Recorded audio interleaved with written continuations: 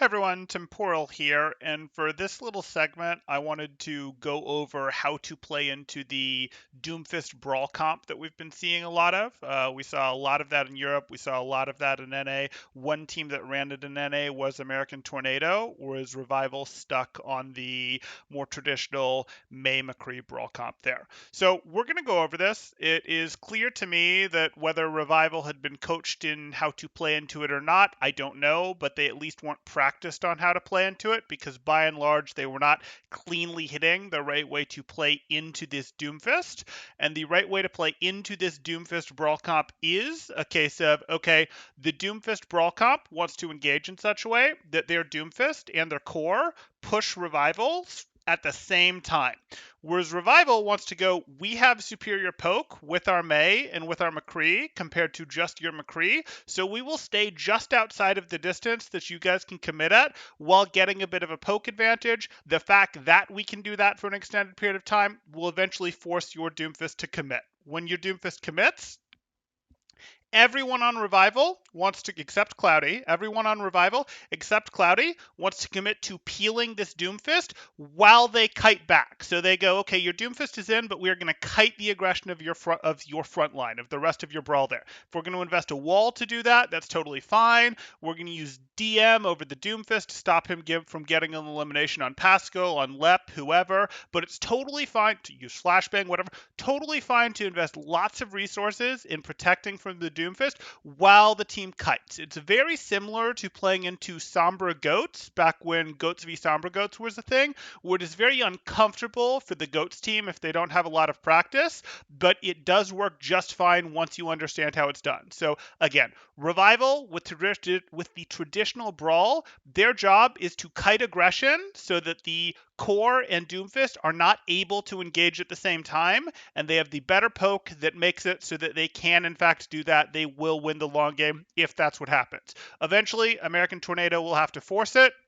And that works out just fine. We run into a situation where, okay, that's great. Now that we've dealt with your Doomfist, we have a good 3 to 4 second window while Doomfist's abilities are on cooldown that Revival needs to push back in, which they'll be able to do because American Tornado was trying to get in because their win condition is to be in while their Doomfist is. So now they pivot their kite, Revival goes back in, and now they win. They pick up eliminations during that 3 to 4 second window. Then they, if necessary, do a second set of kiting, but this time they have 6 people while the other team is maybe 5 or 4 people. They kite it and they just sort of get to win from there. So that is what Revival is looking to do. Again, I am not remotely convinced based on what I saw on this map and what I saw on Route 66 that Revival has practice that, really has a firm grasp of that, or if they understand that they haven't been able to put it into practice. But we are now going to show you 2 examples. One where Revival handles it poorly, and then one where Revival handles it well. It was some work to find the one where they handle it well, but that's what we're going to do here. So I'll talk it through.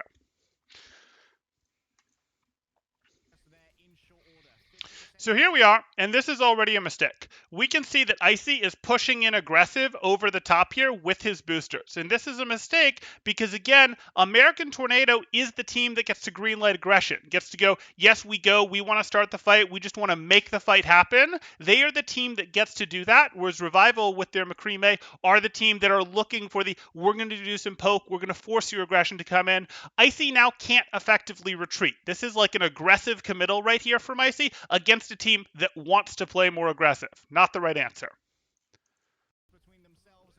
And that May wall is much the same thing. That May wall is going up like they're playing in a mirror match, where the first May wall does tend to be a little better in terms of the value it gets for the team. You do not want to use your May wall before the Doomfist has come in when you are Revival in this situation. You want to use the wall to block out the team that's falling, or at least block out part of the team that is trying to come in with the Doomfist as or after the Doomfist has come in. So Revival is going like, we're going to push, we're going to be the aggressive team, and you don't get to be the aggressive initiator when you are playing into this Doomfist Brawl comp here.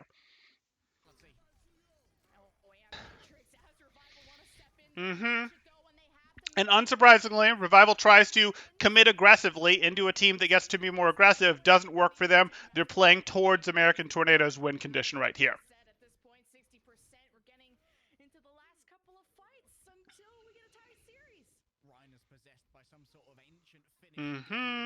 We go into our next fight here. Speedily set up there. This is a better boosters than last time. It's not amazing, but it's a better boosters than last time because this at least doesn't put Icy in a position where Icy is compromised, where his team has to commit.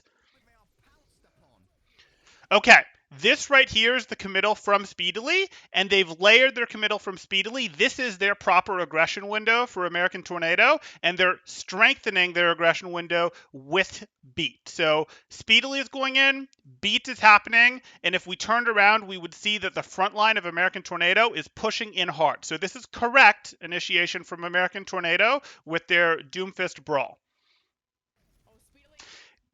What needs to happen is Revival needs to kite this hard. And you can see Revival has done something correctly this time. They've put up this May wall to block out American Tornado. Now, this is stronger than you'll usually get for a May wall to block out the front line. Usually you won't have such a perfect choke, but that's okay. Even a choke that breaks the regression for a second or two, that some or all of them have to go around or break, is perfectly fine. It's the right thing to be doing. And now Icy can turn and pay attention to Speedily.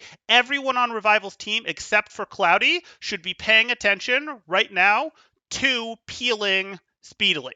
And while this is happening, the entirety of Revival should be kiting. Now, the wall is doing the kiting for them, but they should effectively be kiting gently away from American Tornado because American Tornado has to be trying to push into them. American Tornado's win condition is to have their front lines go do work at the same time that their Doomfist is in. So that's what we're looking to do right now. We're looking for that to happen. So far, this is a good execution from Revival. Okay. Icy is still peeling the Doomfist. We see they are also trying to peel the Doomfist with the High Noon there. That's fine. I don't really care that the High Noon is there. It could have just as easily been a flash. It could have been regular damage. They're going for the High Noon because there's a beat. And now they are doing the right thing. The Doomfist is leaving with this ult, and even if the Doomfist wasn't leaving, the Doomfist has used its abilities. So now is the time that Revival has to push in hard, even if they're down resources, even if they feel weak because maybe they used their flashbang, maybe the Reinhardt shield is in bad shape. If the wall hadn't gone there, maybe that would be the case. Maybe they don't have their wall here. Maybe they, whatever the case may be, maybe people are missing 30% health, multiple of them. Even if they're in this situation where it feels bad, this one was particularly good, they would have to push in now to take advantage of this 3 second or so, 4 second or so window that they get to push into this 6v5. And these guys will be close enough for them to push into because remember, they were trying to execute their win condition of being in while their Doomfist was in. So they have to turn and push their aggression now. And this is their proper aggression window. They're putting beat on top of it. That is helping, but I'm willing to call that even. That's not what makes this successful. Remember, American Tornado had beat during their aggressive window. So this is good from both sides so far. Blizzard comes in. Again, that's the strengthening their normal win condition. This is when they're supposed to be being aggressive. And we don't care. It's not like, ooh, the Blizzard is unfair because Doomfist just used his ult.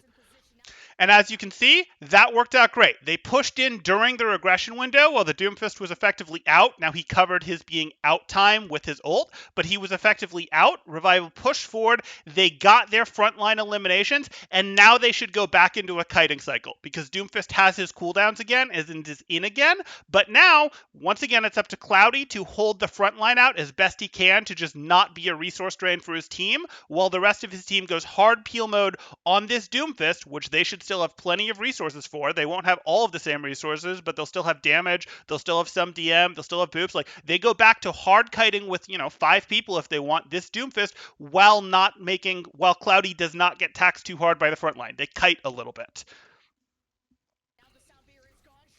Pascal should not be able to go down here because Doomfist would either have to land a punch or he would have to land left-click damage, which should get DM'd because this is where the poke should be. Okay, well, the lamp saved it, so whatever. And then we see the finish here. And now Revival would get to push back in, but they've already won the fight. This is the proper execution here. This is the proper execution, and yes, it was made more complicated with ults. We saw Blizzards, we saw Beat, but this is the proper execution where Revival goes, we kite during your initiation, we try to lock lock out your front line, but even if we can't, we slow it down.